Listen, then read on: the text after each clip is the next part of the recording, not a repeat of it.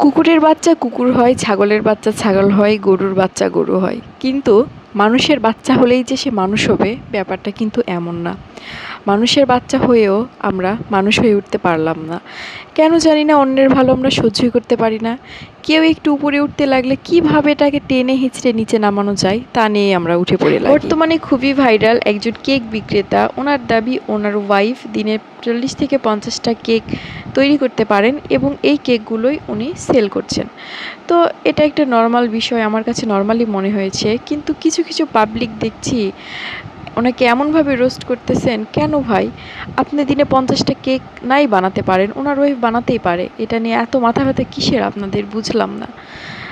ওনার ব্যবসা ভালো যাচ্ছে, ওনার সেল ভালো হচ্ছে দেখে আপনারা আপনাদের লোভ হিংসাকে কিছুতেই কন্ট্রোল করতে পারতেছেন না। কিভাবে ওনাকে ছোট করা যায় এটা নিয়ে উঠে পড়ে লাগছেন।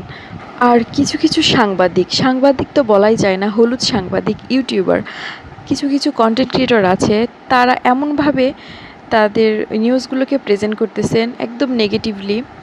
এই ইউটিউবারদের কারণে ওনার ব্যবসা একবারে রসাতলে যাবে বলে মনে হচ্ছে। কিছুদিন আগে মনে আছে তরমুজ বিক্রেতার কথা, উনি এত বেশি ভাইরাল হয়েছিলেন এই ইউটিউবারদের কারণেই, এবং এদের কারণে ওনার ব্যবসা একেবারে রসাতলে চলে গিয়েছিল। ঠিক একইভাবে কিছুদিন আগে মিজান ভাই নামক একজন লোক, যিনি ফুটপাতে হোটেলে 100 টাকা বাটি করে গরুর মাংস বিক্রি করছিলেন, ওনাকে এই ইউটিউবাররাই ভাইরাল করেছিল এবং এক পর্যায়ে এই ইউটিউবারদের কারণে ওনার ব্যবসা কিন্তু একেবারেই শেষ হয়ে গেছে। তো পরিশেষে একটা কথাই বলতে চাই, যে কোনো একটা বিষয় ভাইরাল হলে সেটা নেগেটিভ এবং পজিটিভ উভয় দিকে আছে। তো যে কোনো বিষয়কে আমাদের উচিত পজিটিভলি নেওয়া, যেটা আমরা বাঙালিরা মোটেও পারি না, তারপরও চেষ্টা করব।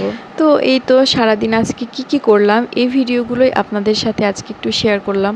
অনেক দিন হলো কোনো ভিডিও ছবি আপলোড করা হয় না, আসলে একটু সময় স্বল্পতার মধ্যে দিন কাটাচ্ছি, আর মেয়েকে নিয়ে একটু ফ্যামিলি নিয়ে অনেক ব্যস্ত আছি, যার কারণে নিয়মিত ভিডিও আপলোড করতে পারছি না। তবে আজকে থেকে একটু সিদ্ধান্ত নিলাম মাঝে মাঝে আপনাদের সাথে আমার ডেইলি লাইফ ব্লগগুলো একটু শেয়ার করার চেষ্টা করব।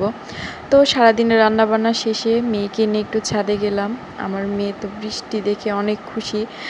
অনেক ছোট ছোট ক্লিপস নিয়ে রেখেছিলাম, ভাবছিলাম একটা লং ভিডিও আপলোড করব, কিন্তু এডিট করার ভয়েস দেওয়ার মতো মোর মানসিকতা হচ্ছিল না। কয়েকদিন ধরে কিছু কিছু দিন হঠাৎ করে একদিন ঢুকিয়ে একটু এডিট করি, আবার বের হয়ে যাই, ড্রাফটে রেখে দিই, আবার আজকে একটু ঢুকে মনে হলো একটু ভয়েস দিই।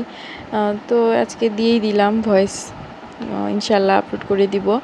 আর এই তো মেয়েকে একটু একটু করে পড়ানোর চেষ্টা করছি। মেয়ে আমার ফোন নিয়ে ব্যস্ত থাকে, এই জন্য তাকে চেষ্টা করলাম একটু বইয়ে কিভাবে ব্যস্ত রাখা যায়। তো মাশাআল্লাহ সে ভালোই পড়াশোনার দিকে মনোযোগ দিচ্ছে, যা বুঝলাম। যেহেতু আমার বাসার কাজ এখনো পর্যন্ত কমপ্লিট হয় না, এগুলো নিয়ে আসলে অনেক ব্যস্ত আছি। যেমন এই ড্রয়িং রুমে টাইলস করা হয়েছে, এগুলো আপনাদের সাথে একটা ভিডিওতে শেয়ার করব ইনশাআল্লাহ। আল্লাহ।